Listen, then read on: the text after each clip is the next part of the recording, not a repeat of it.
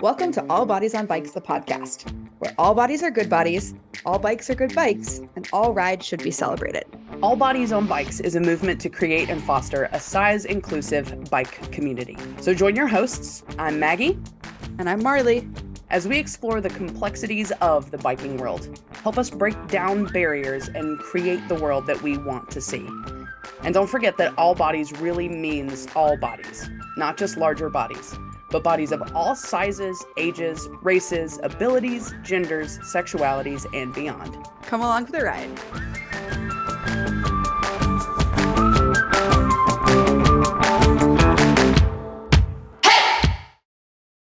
I hope you are.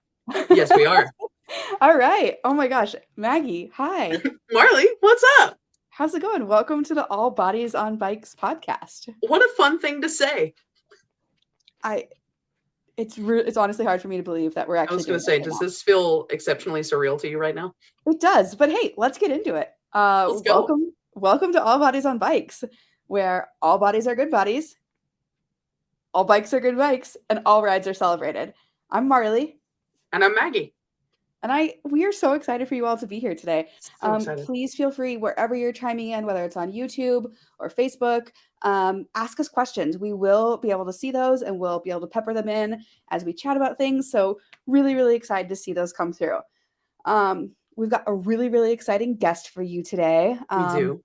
But before we get into that, let's talk a little bit about what this podcast is going to be. Let's do it. So the trailer is already out. Maybe you've listened to it. I feel like it gives a good little preview, but for some folks who are just now joining us, welcome. Maggie, tell us a little bit about what they can expect on our podcast. The main point of our podcast is exactly what you said when we started. All bodies are good bodies. All bikes are good bikes. All rides should be celebrated. So this is just going to be a place to encourage everybody in joyful movement.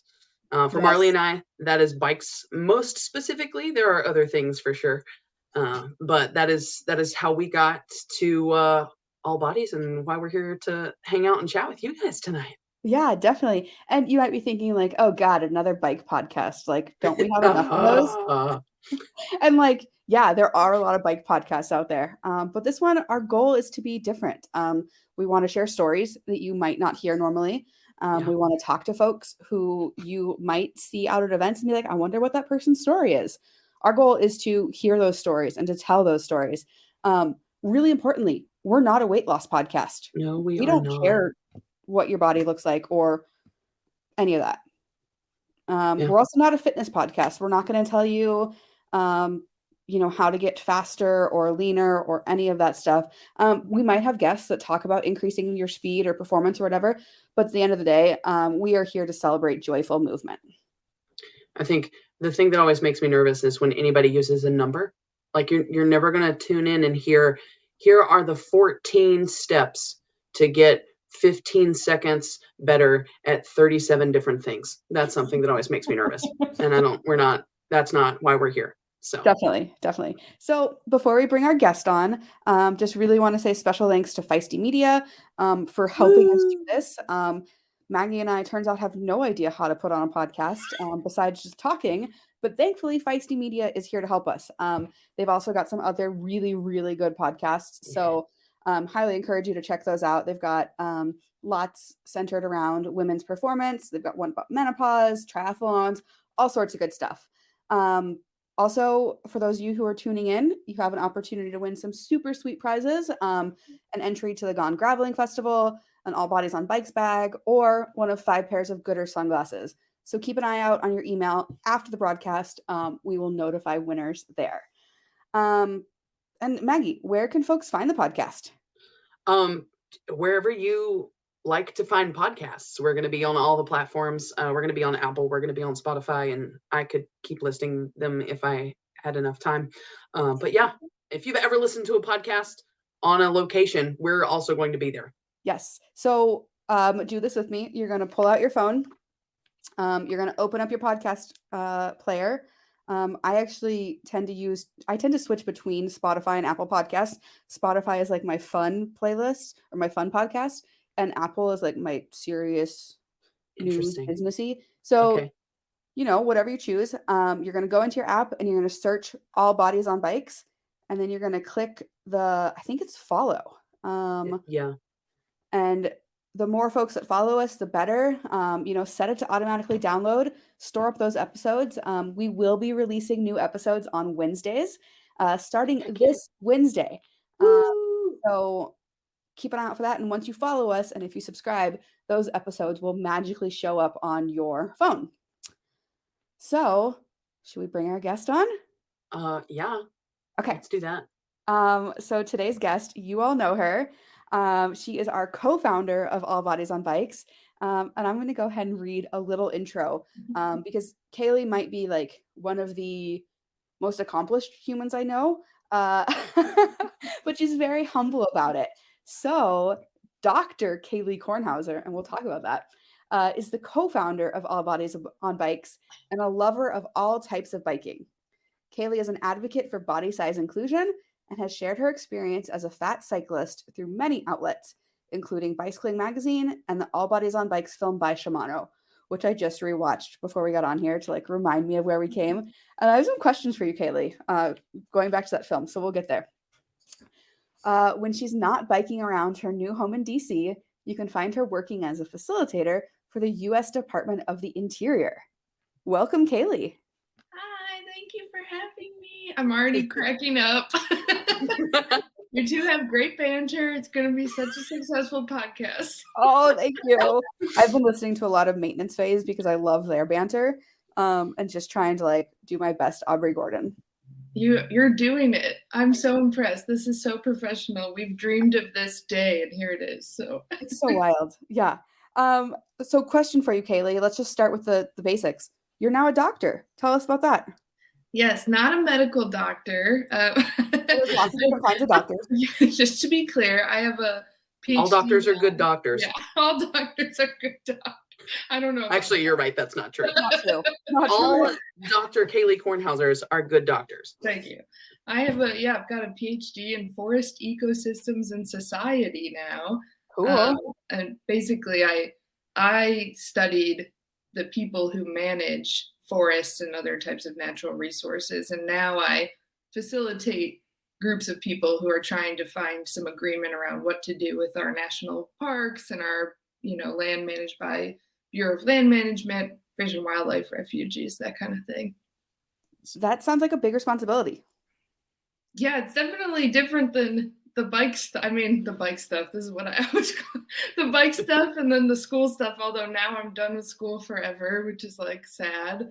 It's very serious, but it's also very fun, and I feel like it's very impactful, which is also why I love this type of work and what you all are doing. So, oh well, you're included in that as our co-founder. Have you gotten a chance to ride around DC at all? You said it's your new home, so you moved. Yeah, I just moved here from Oregon, so it could not be more different. I was living in a small town in Oregon, and now I'm in Northern Virginia, just outside of DC. And I did not know what the biking was going to be like. It's a lot of bike paths. There's a lot of fun city meetup type of rides that we're enjoying, my husband and I. And then we've gotten out into this area called Loudoun County, which has just this amazing network of gravel roads from the 1700s. And it's really cool. It's totally different. Like in Oregon, when you're on gravel roads, you're like out in forests or out in the country. This is like out in like really wealthy people's houses. So it's just really different. And the mountain biking is so different. I think it's a lot harder. But the riding it's been exciting to try all this new type of riding and meet people through biking, which is one of my favorite parts of cycling. Yeah, same. I mean, that's how you and I met. Yeah. So I was just rewatching the Shimano video, and I have one question for you. The tent scene. I mean, obviously I was there, but I had no idea how much you were actually struggling with your tent. Did you ever get that pole fixed? Yeah, so for folks who haven't seen the film or it's been a while, the tent pole thing is I had one of those tent poles that had the elastic string in it, but the elastic was totally worn out. And so I could not get the tent pole to go together, and they were the film crew was interviewing me at the time where I was setting up my tent. It was quite a serious questions, and I could not get this tent together, and it goes on for like a bit. And so I did not fix it right away. It took me a couple more bike packing trips before I remembered to go buy more of that elastic string stuff. But I did fix it. Nice. And so it's all working. And next time I go camping, I'll use it. Awesome. I love that you didn't just like throw out the whole tent. You were like, no, I can fix the pole. It was very easy to fix. Yeah, if your tent pole string doesn't work, you can fix it. That feels like refolding maps and tent pieces. Those feel like just cruel jokes, honestly. Yeah, I can't refold a map for the life of me. No. And then, so I've recently gotten into mountain biking. Kailey, you were always the more of the mountain biker. And now that I live in Arkansas, which is calling itself the mountain bike capital of the world, to be debated, whatever. I'm like blown away by that bridge that you were riding on at the beginning. Like, wow. What was that like? I had never ridden a wooden bridge ever before filming that opening scene of All Bodies on Bikes. I had been way too scared to get on something like that, but the director of our film, Zeppelin Zero, he's the type of person who can encourage you to kind of step outside your comfort zone. And I knew what our idea was for the opening of the film, which was to have this kind of like badass mountain bike scene. So I went into the day knowing I was gonna do things that were outside of my comfort zone, push myself further than I had. And so I did that bridge for the first time on film, and I think it's the clip that they used is the first time I rode it. And then there's a bridge past that is like much scarier, and that was my limit for that day. I said like, no, I can't do it. But I actually went back 6 months later with a friend and I did it. And I'm really glad I did both because they've since been removed because they were like a safety hazard. So, I mean, one of them, you're like 15 feet off the ground on this bridge. So it's definitely like high stakes, and so I think it's probably good that they removed it, but I'm happy I did it. That's wild. Yeah. I rewatching that, like I said, I was just like blown away because if you're not a mountain biker, I had no idea like how scary it is to actually be elevated on something that small. Yeah, it is. I mean, now when I have more of an appreciation for watching like extreme athletes, which I am not one, and what they do, because I'm on like a bridge that's pretty wide and people are doing things on much skinnier, elevated things that I would never do something like that. Self-preservation above all. Yeah. So in the intro, and I know you and I have talked about this all sorts of times, but I have learned so much from you about the use of language and the power of language. And I think that you are more eloquent than I am. So you self-describe as a fat cyclist. Can you tell us why you choose to use that word and what it means to you? And yeah. I don't know if I'm more eloquent than you, and you certainly have done a great job spreading, but I'll share.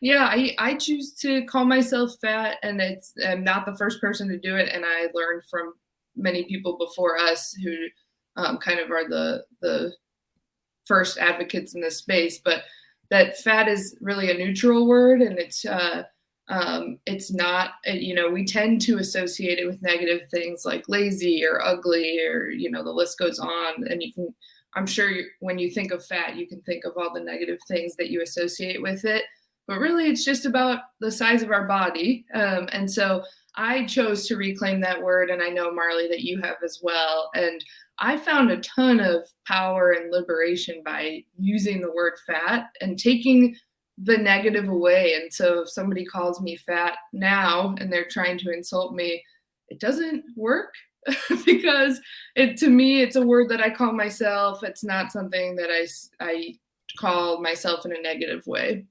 Yeah. Thank you.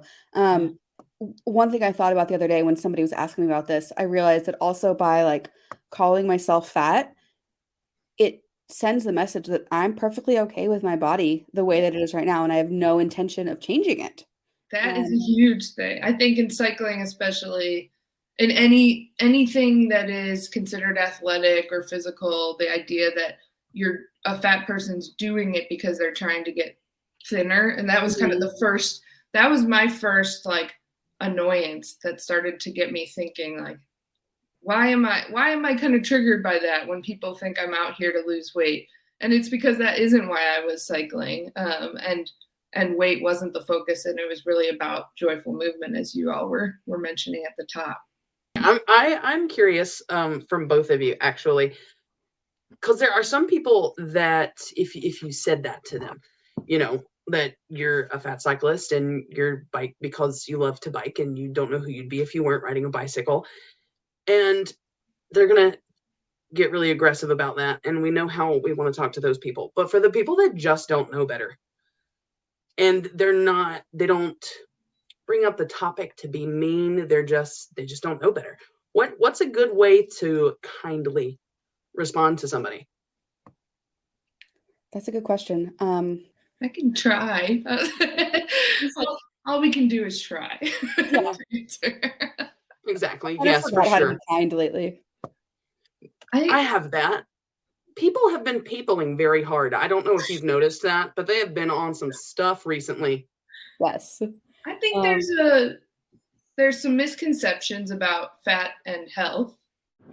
For sure. Yeah. And there's a lot of ableism when we think about fat and health. And people are quick to say it's okay to be larger as long as you're healthy. And Yeah. I try to push back against that because that's ableist rhetoric, right? It's like it's okay to not be healthy, and it's not our place to judge people or place value on health the way that we do. So I think I try to not come to that defense, but I also think there's a lot of misconceptions, right? Calories in, exercise, calories out through exercise, and people think that people a lot of times will say to Marley and I, and to anyone who identifies as fat in a space like this, like, why, if you cycle more, you're gonna lose weight. Yeah, why are you still so fat, Marley? If you did 100 miles of Unbound, like like you really did that. Yeah, you must not be telling the truth, right? And so our bodies are literal evidence against this common narrative, and I think that makes people uncomfortable. But I think it also, I don't want to then jump to like, well, then you should think I'm okay because I'm healthy. Like only a healthy person could ride their bike 100 miles. Like I guess so that's why it's difficult to answer your question, Maggie, because so quickly we jump to these narratives that then put other groups of people down to try to elevate ourselves. Yeah. I've thought about this a lot. Sorry if I just interrupt you, Maggie. I think we have to be really careful in the space that we're working in with All Bodies on Bikes, because there's often an association with riding bikes or exercise with the fitness, weight loss, quote unquote health industry. And at the end of the day, as we're establishing ourselves as a nonprofit and as a real organization, being really clear with our values of like, no, we want to empower you to ride a bike joyfully. Whatever your reasons for riding that bike, those are yours and yours alone. Like, we don't care. I don't even want to get into it, but like, I don't know. There's a lot of assumptions that get made because you and I, all three of us, we all ride our bikes a lot. So it's like, people apologize to me. I was on a long ride yesterday and people were like, oh, I haven't been on a bike in so long. I'm so bad. And I'm just like, I don't actually care at all. Like, are you a good person? Cool. That's what matters. Yeah. I also think this is a great question, Maggie. I think one thing I like to pose to people is, how do you come to move your body? Do you come to movement through punishment, or because you think you're supposed to do this as like almost like a ritualistic way to change your body? For me, that is not a motivator. Another thing that isn't a motivator for me is getting faster or better. Like that's not going to motivate me personally to move my body on a bike. But what is going to motivate me is that I have a lot of fun and I make community and I meet people and I see beautiful things on my bike. And so motivating through joy is for me, and I think for other people that we don't tend to think of as athletes, that is what brings them to cycling. It's what brings them to all sorts of types of movement. So I always try to frame that to people who ask these types of questions too. Definitely. Karen brings up a good point about shame. I think there's a lot of shame that brings people into riding bikes or trying to get healthier or whatever. On your Absolutely. point about motivation to get faster, Kailey, I feel very much the same way. Especially when I've got like, I don't know, I'm at the back doing party pace, even though, okay, let's talk about party pace in just a second. We're gonna sidebar on that. But so yesterday I was doing this like 36-mile ride, and there was a weather system that was gonna move in around like 2 or 3 o'clock in the afternoon. So yesterday I was actually wishing that I was faster so I could be done with the ride before the weather moved in. And I was like sad because I got back to the brewery where everybody was finishing up. And they're like, "Oh, Marley, you're so wet. You must be so cold. We got done before the weather." And I was like, "Cool, good for you. Like that must feel great to be dry." Sometimes I do wish I was faster, like motivation, Yeah, but like that's not my true motivation. It's oftentimes very in the moment of I wish I wasn't cold and wet, but I enjoyed every second of that ride actually. totally. Yeah. Yeah. So let's talk about All Bodies on Bikes. So you and I did this film together 2.5 years ago now. It came out almost 2 years ago. Did you ever envision things going this way, or what was your vision for what was going to happen after the film? You know, I have no idea. I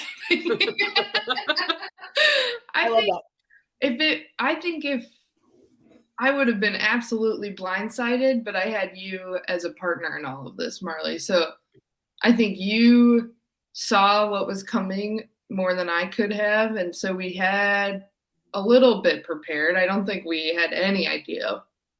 We had no idea Good what Morning was, America, like what was actually coming. No, but we were prepared to like get a few more Instagram followers, like maybe do a podcast interview, but not like have a podcast or a nonprofit or be like we have done multiple more videos now, like that type of thing. I mean, the fact that we both had to sit down and think, is this going to be our full-time thing now? yeah, And that we came to different conclusions, and we've supported each other and worked through that. And that's, I think, like, no, I didn't expect it. It's been an amazing, like, just the most wonderful opportunity of a lifetime that totally most surreal, people right? don't get to do. And I'm also just grateful to have a partner in it, and now this much bigger community of people. Well, let's talk about that. Yeah. We've mentioned the nonprofit a couple of times. So can you, if you're willing to, bring us up to speed? I mean, obviously I can, Maggie can, but it's always fun to hear from you about where All Bodies on Bikes is at now, where we're going, Yeah. all that stuff.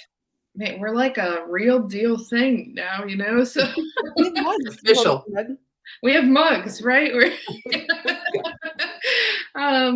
Yeah, so it took us a little bit, but we now have a group of people that we've called this leadership committee, and we've got this executive committee, and we're very close to being an official nonprofit. Within the next month or two, we'll be there, and we've so that's really amazing, and that's going to allow us to have the infrastructure to make this a long-term thing where we have programming throughout the country and in other countries, and have the type of support that just Marley as one full-time person couldn't do, because nobody can do it. Marley can do like a lot more than one regular person, but not the whole, not everything. So we've got that. We've got chapters. We have 10 chapters right now, Yeah. and all over the country that have all kicked off. And And Maggie's Maggie's actually one of our chapter leaders.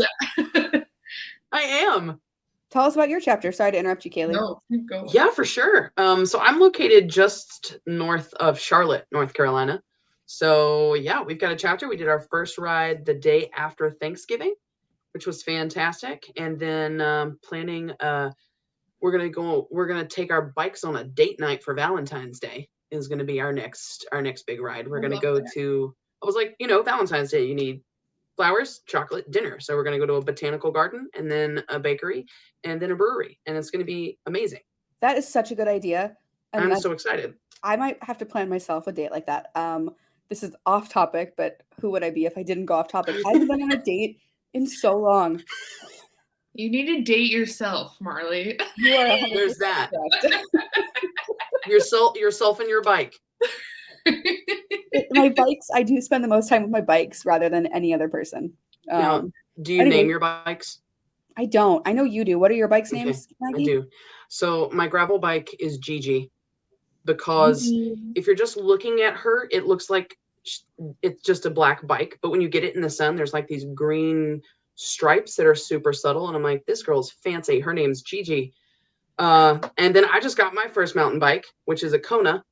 And I got it at the beach and started like looking up some names and like some deeper meanings. And I think I landed on her full name. Thank you, because I'm that level of something. Her full name is Kai Kona. Okay. But she just goes by Kai, which is I think it means like water or ocean breeze, one or both of those. So I have Kai and I have Gigi. I love that. Wow. And Maggie, you ride Kona bikes too, right? Sorry, not Maggie. Oh, Kailey. yeah. I do. Yeah. Fantastic. Yeah, I've got a Kona mountain bike as well, but it doesn't have a name. I know now. It has the bad names I call it when I'm frustrated. But Maybe I would take better care of my bikes if I named them. Then I would feel bad, like putting her away dirty and wet like I did yesterday after my ride. I mean, you know, always. It happens to the best of us. Yeah. absolutely. I never clean my bikes. Are we supposed to? You are supposed to. Maybe we can talk about that. Oh my gosh. Like, why you want to clean your bikes and like Yeah. all sorts of parts. So one thing that I learned a ton about from you, Kailey, I'm totally not going off the script and questions, but is about some of the weight limits for components. You were one of the first people that really talked about brake pads and people in bigger bodies. Can you tell us about your experience in Alaska? Yes. So in 2018, I rode my bike with a friend. She was on a different bike. You know, we each had our own bike. Wasn't a tandem. We rode our bikes from Seward up to the Arctic Ocean, so across Alaska. It was 1,000 miles. That's amazing. Yeah, it was awesome. And the first 500 miles was on pavement, but the second 500 was on the Dalton Highway, which is like the Ice Road Truckers Road, if you've ever seen that show. In the summer, it's just a gravel road, but it's a beast of a road. And up there, you go over the highest mountain pass in Alaska. And it was on the descent of that mountain pass that I had no more brake pads. And that was not the first time that I had no brake pad left. And I had replacement brake pads, but it was the second or third time where I'd had like a pretty scary incident where my brakes stopped working. And I kept being told by people at bike shops and friends of mine that knew more than me about bike mechanics that I was I had to be using my brakes wrong because there was no way I could go through brake pads as quickly as I was. And that's such a wild concept. What's that? It's such a wild concept to be using your brakes wrong. Like if you're stopping, isn't that using them correctly? I mean, there's a safe way to use your brakes, but not a way that would make them. I guess if you really rode your brakes a lot, I don't know what they were insinuating, but then it dawned on me on that trip that the reason I was going through my brake pads more than the people who had been telling me how often you were supposed to change them is because I weighed more than them. And so I'm not a physicist, but I can do the math there and think, that's what's going on. So, that totally makes sense. And so it's not a huge thing. Changing your brake pads out is not difficult, and it's pretty inexpensive. But it's something that we realized, and then Marley and I went on to do a lot of presentations for folks in larger bodies, that it's a good idea to change them out more regularly or keep an eye on it if you're a larger rider. And it's not a huge thing, but it's something to keep in mind, just like lots of parts on a bike are weight bearing. And so it's important to know those weight limits or be kind of keeping an eye on things like that. So learned the hard way. Luckily, I didn't get injured. Yes. We're very grateful for that. Yes. Kind of on that topic. So I put a story on Instagram, on the All Bodies on Bikes Instagram today, asking folks if they had any questions for you. And one of the questions we got was, it's from Jen. As a larger rider, what are some of the ways that I can alleviate butt pain when I ride indoors? I know you ride a trainer occasionally. Yeah. Any suggestions? I will say, I have a question for you two. I think that riding indoors hurts your butt more. I think because you're not moving around as much. Like, so I would agree. first off, yeah, like your butt hurts more inside than outside. But I think it's really, for me, it's important to wear padded bike shorts inside. And I know a lot of people don't. When I go to like a spin class, people are just in leggings, and I'm always surprised and really impressed by people who can do those classes without padded bike shorts or even just ride their trainer. I need to be in bike shorts, but I also ride with the same saddle inside that I do outside. And I know you all are going to do a whole episode probably on saddles, so I don't know if we have to get. Let's talk about it now, because that's one of the most frequent questions I know I get. I don't know about you, Maggie, but like when I tell people I'm a cyclist, they're like, how do you do that? It hurts my butt so bad. Totally. And I just don't even know where to start with that conversation. Like, what do you say to that? Well, I first take a look at their bike seat if I can see it.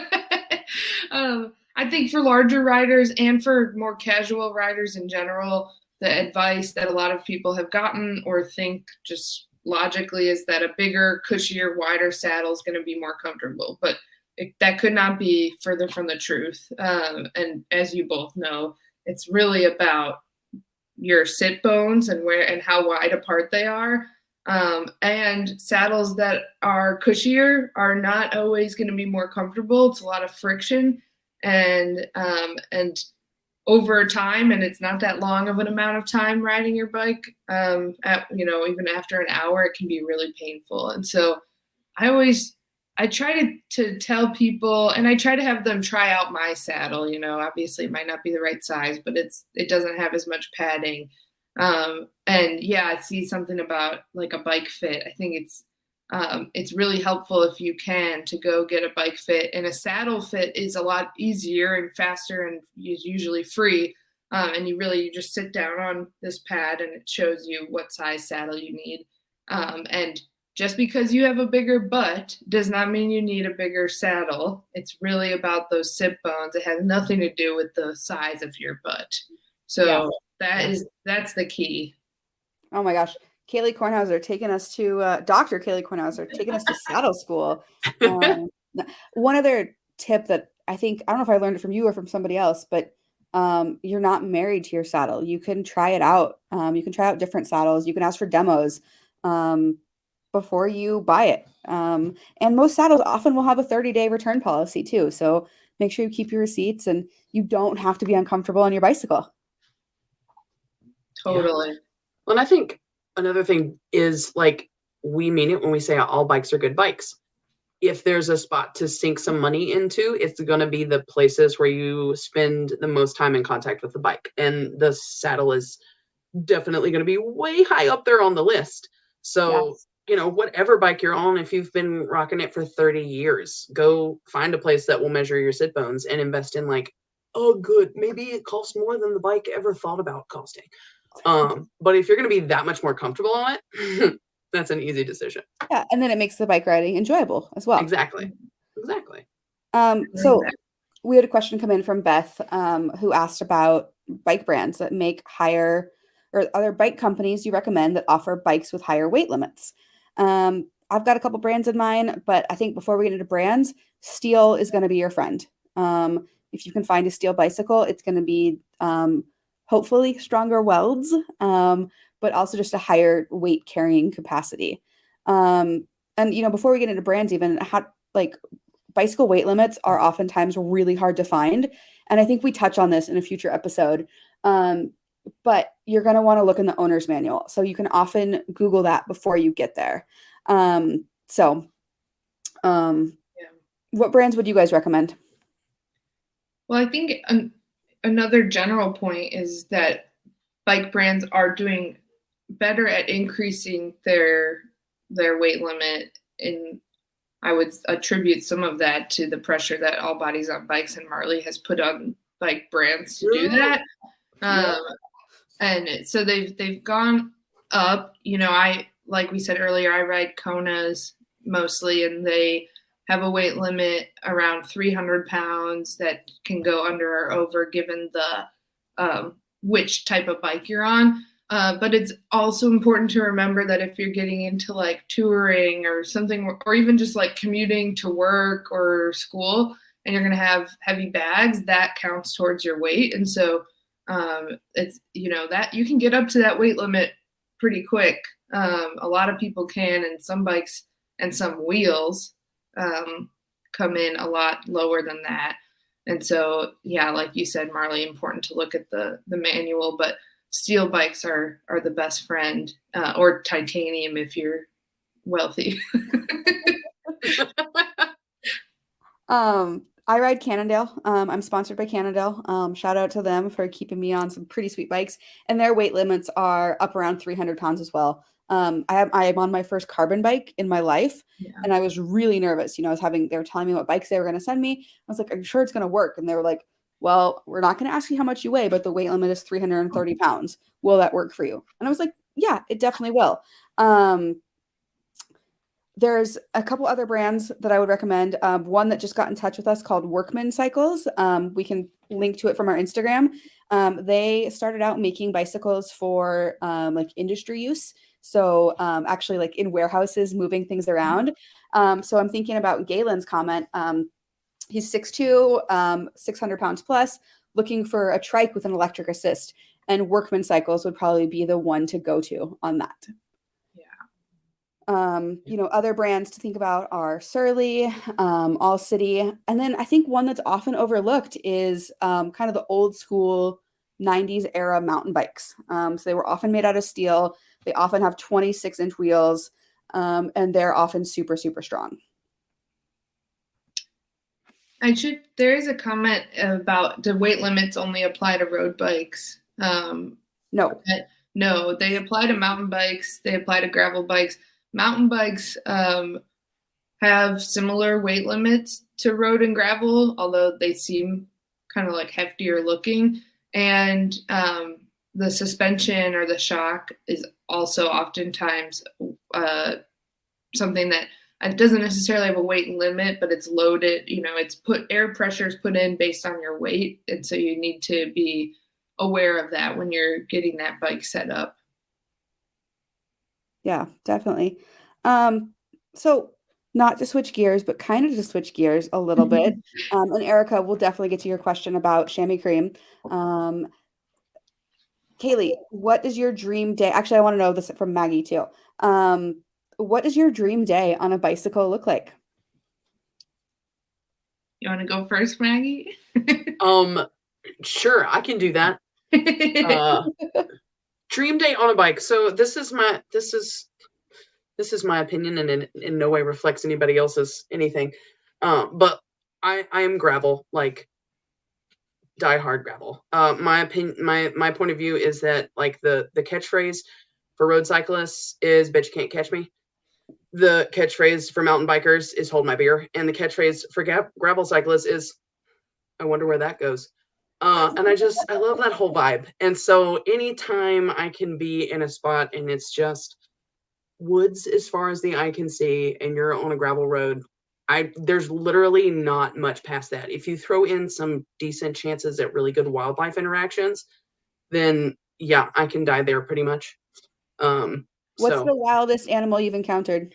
Oh, so we got to see it from a far enough distance that it was cool. But my first bike packing trip, we did end up seeing some bears. But I think the best part of that was we were having breakfast at this little restaurant, and as you both I'm sure know, if you're on a bike that's got lots of stuff on it, everybody wants to talk. Everybody wants to have a conversation. And this gentleman started talking to us, and he's like, "Have you seen any bears?" And we were at the beach, so we're both like, "No." He's like, "Really? I live about 5 minutes down the road, and I've already seen 8 this morning. Have a great day." And so we got back on our bikes and we put on the loudest music we could find on our Bluetooth speaker and pedaled faster than we had the entire trip. But yeah, it was definitely the bears. But again, like they were just close enough to where you could be like, "I don't think those are dogs. I think they're actually bears." We get to say we saw bears and we didn't have to be afraid. That's wild. Really cool. I've Yeah, never heard of bears by the beach. I know. It blew my mind. And we stayed with a friend of mine, and she was like, "Yeah, well, when you're biking in this section, you need to watch because the red wolves have started mating with the coyotes, and they're coming up with this whole new." And I'm like, I You didn't need to didn't tell us need that. to know that actually. Just you should have just looked at this stretch and been like, if you see a dog, pedal faster. Like, that's all I needed. That's what I need. Wow. So good Wow. friends. Remind me to bring bear spray if I go bike packing with Maggie. Yes. Just in general. A bell and a Bluetooth speaker. So Kailey, what does your dream day on a bike look like? Man, I love everything Maggie said, but I would add like a stop at a bakery.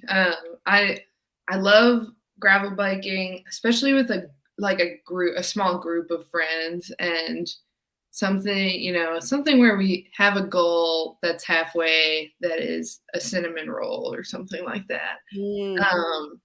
Yeah, and I saw in the chat here something about a little bit of winding single track, and I could not agree more. I love like popping off the gravel road, a little bit of adventure back onto the gravel, lots of forests, not too many steep uphills. That's kind of perfect. Yeah, not too hot, I like the fair weather, I mean, And that's your dream day on a bike, so yeah, dream Yeah. day, yeah, it's like 60 and yep, everything's going well, no mechanicals. And I'll add, my craziest animal I saw was a muskox, which is you should just Google it. It's like an Arctic bison. oh my And I gosh. saw it on the bike and I thought it was a grizzly bear, but it was a muskox, and they're like chill, they're kind of like deer on the side of the road. So that was a good one. The scariest animals I've been in on a bike was a herd of wild horses with a bunch of is it colts when they're babies? I don't know, but they were pissed. I thought we were gonna get attacked by horses. Oh my gosh. And horses hate bikes, so that was They not do. So do cows, I've learned. Actually, that's not true. There's some cows. So down here in Arkansas, there's cows everywhere. And some cows are really curious. They'll come up to the fence as you're going by and like want to look at you.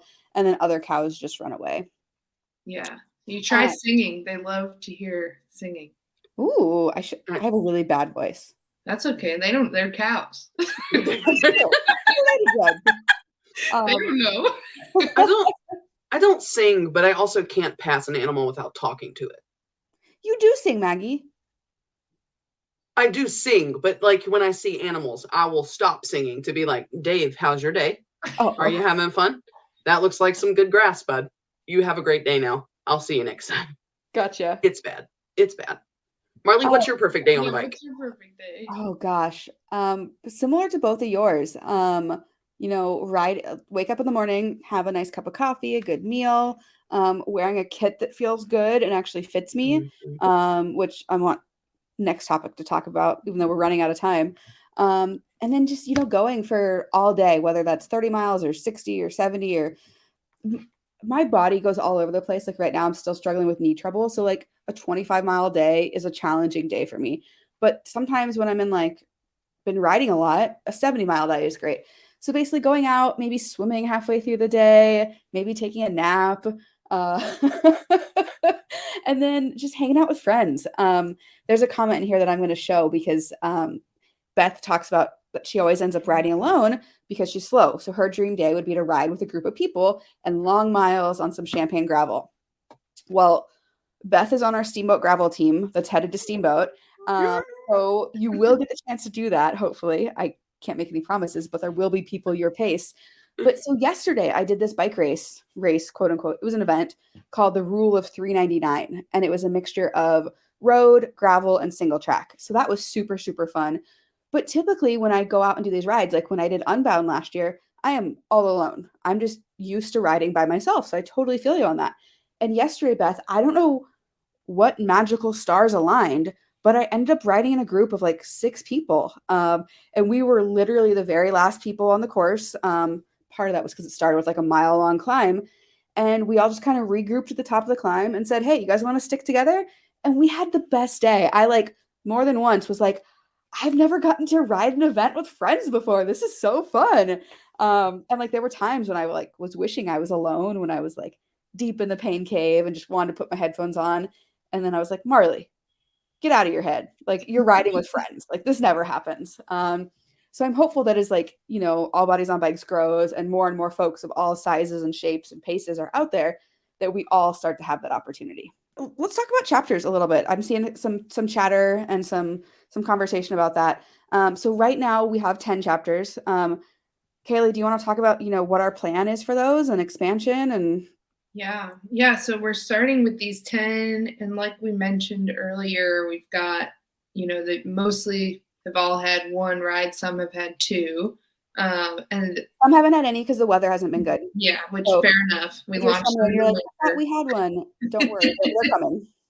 And they're all over right now in the US. I saw a question about Canada though, and that's definitely we're totally open to that. And the goal will be to roll out new chapters in a bit.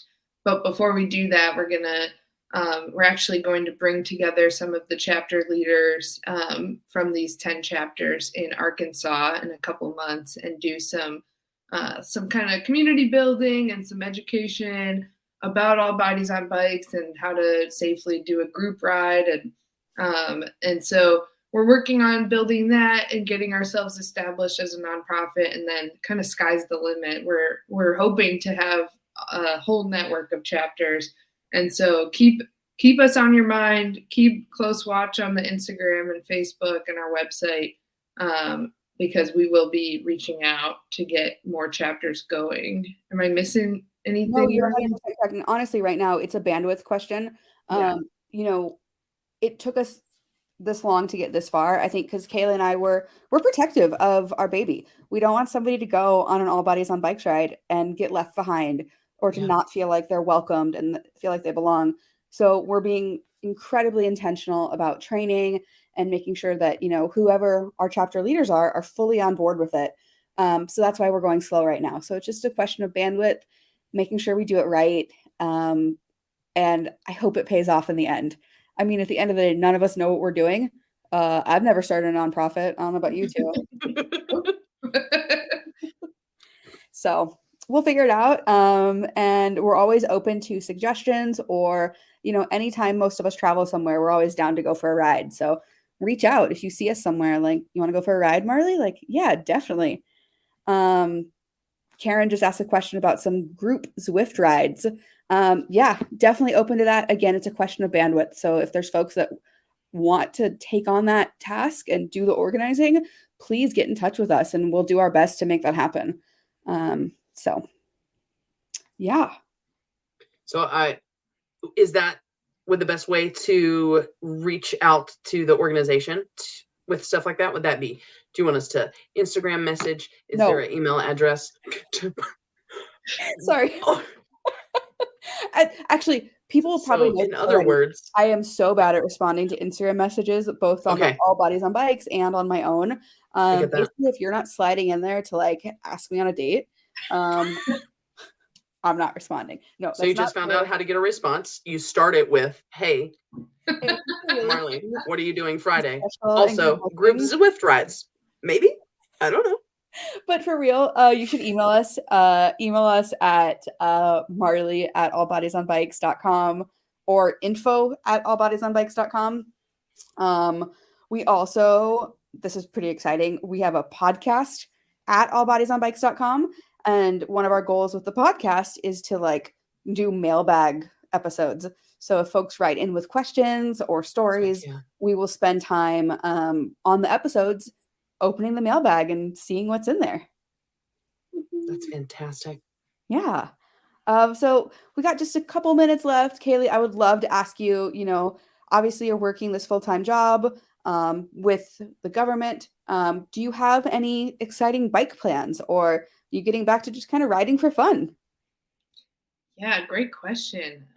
No. I have lots of plans to do a lot more biking around this area. And yeah, kind of getting back into it for me and less for like social media. I'm trying to kind of refocus. I actually took the app icons off my phone for social medias, and I'm just trying Nice. to just go on bike rides and not take a picture of it. But you You didn't can take a do that? picture.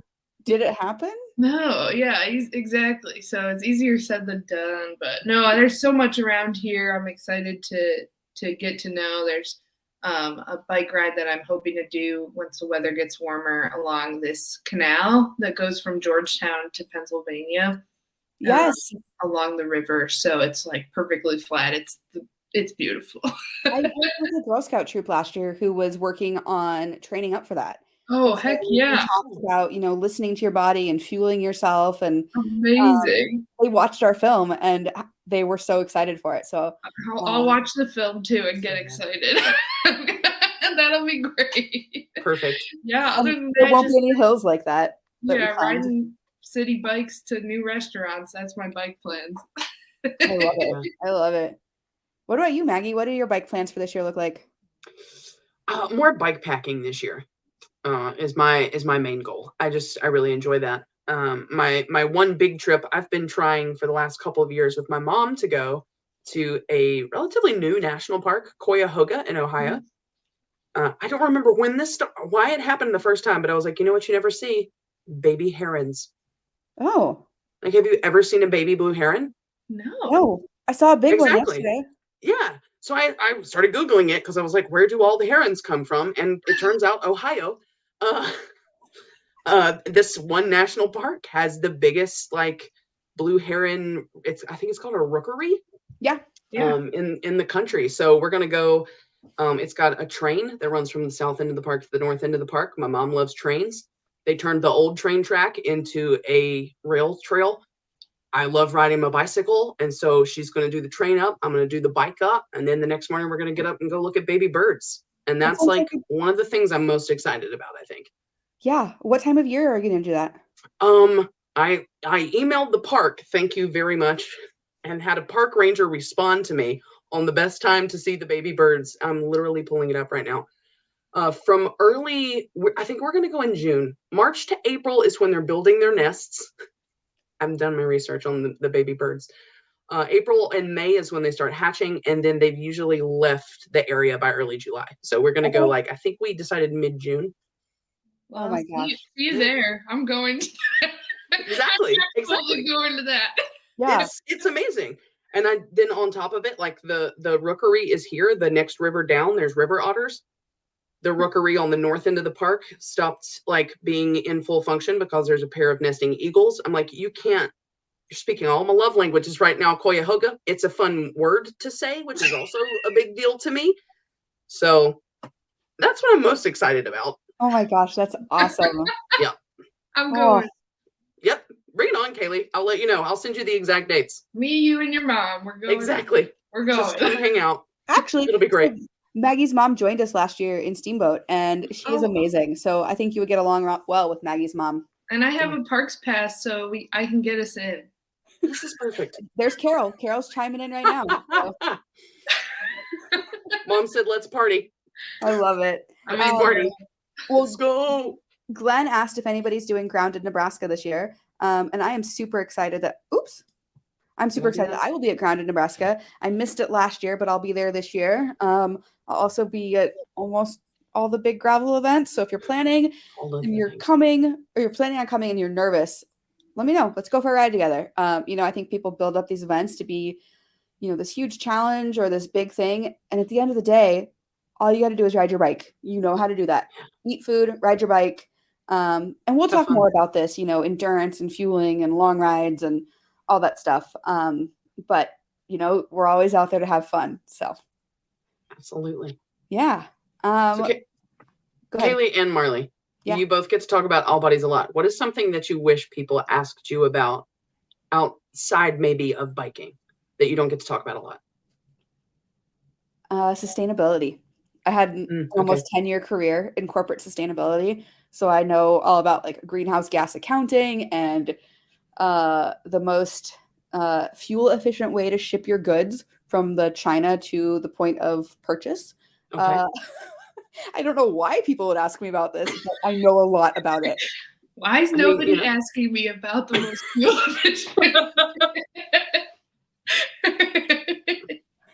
I mean, you know, Kailey? Now people are going to ask me, like, I don't want to talk about this.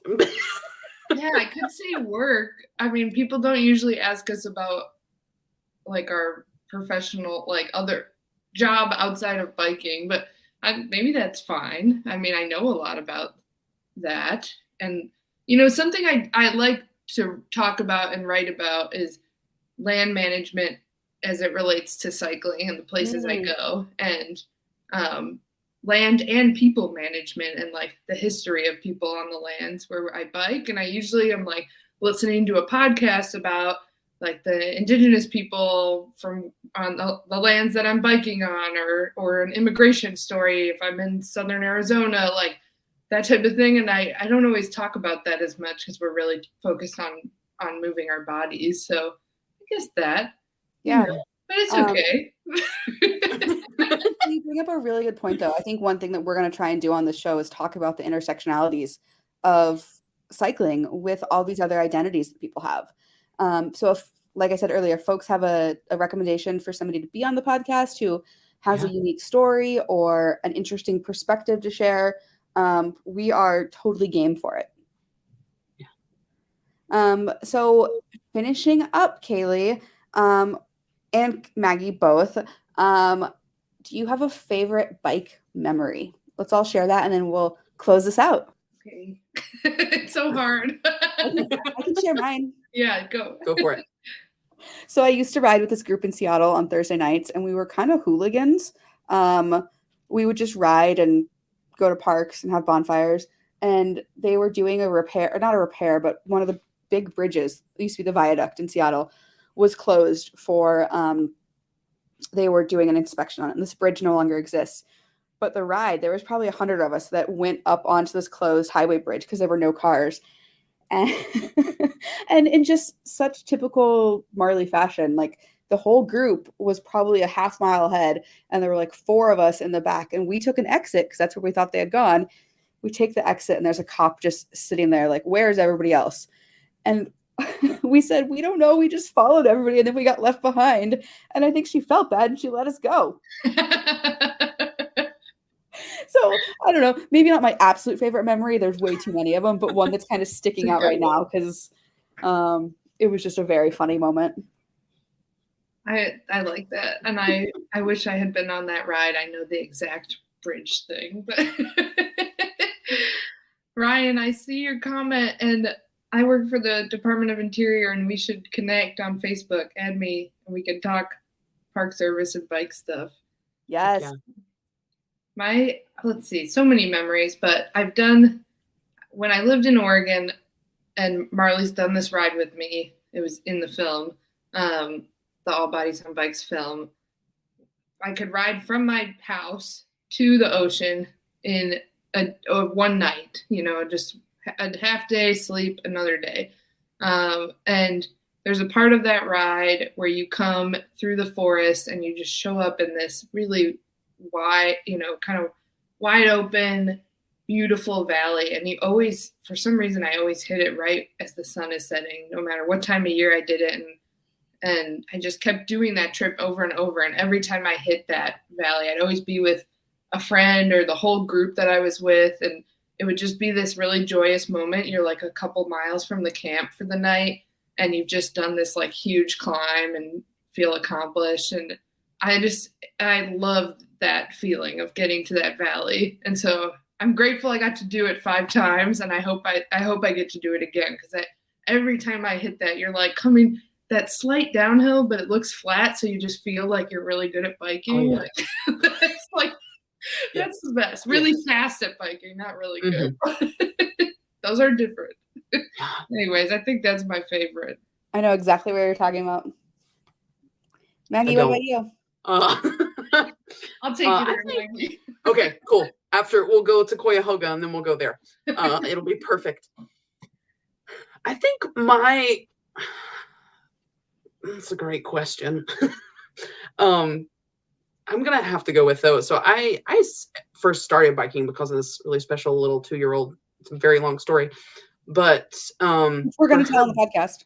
Yes, we will discuss it sometime soon. But Grace's birthday last year, 2 years ago, I think, I was just very much in my emotions. And I worked at a bike shop at the time, and all of my friends at the bike shop, I planned it kind of a week out. And on her birthday, everybody got on their bikes just in their street clothes. And we rode around town playing like super chill music. We came across a couple playgrounds that we didn't know about. And so all the grownups got off their bikes and they played on the playground. I had a tiny plastic Elmo taped to my handlebars. We got back to the bike shop that shares a parking lot with Harris Teeter. We went in and we got like some cupcakes, and we all went out and we just kind of stood in a circle and we had a little birthday cake moment. And it was just, that is the experience I've had 99% of the time with cycling people. But those were most specifically my people. But that's my favorite, just because it's what we have experienced in cycling. It's what we want everybody else to be able to experience in cycling. And that moments like that just make why this work is important so visceral and like tangible, because it's like, everybody needs this. Definitely. And we didn't get back to talking about clothing, but we definitely will. I think we actually have an entire episode on that. So please make sure you like, follow, subscribe, and rate us. It really helps us become more visible to other people. Share this with a friend. And this episode will go live, I think, later tonight once we do all the magic behind the scenes. And then Wednesday, new episodes will come out. So Kailey, thank you so much for joining us. Yes. Thank you to Feisty for helping us kick this off and launch it. And thank you to all of you for joining us. This was way fun. This was a blast. Cool. Thank you. So for now, you've been listening to All Bodies on Bikes, where all bodies are good buddies. Let's all bikes are good bikes. And all rides are good rides. You nailed it. So there you go. I'm really good at putting people on the spot. All right. That is all for now. I hope you all have a great night, and share this podcast with a friend or 20. This is an All Bodies on Bikes podcast powered by Feisty Media. The show is produced by Maggie and Marley and edited by the team at Feisty Media. Thanks for listening.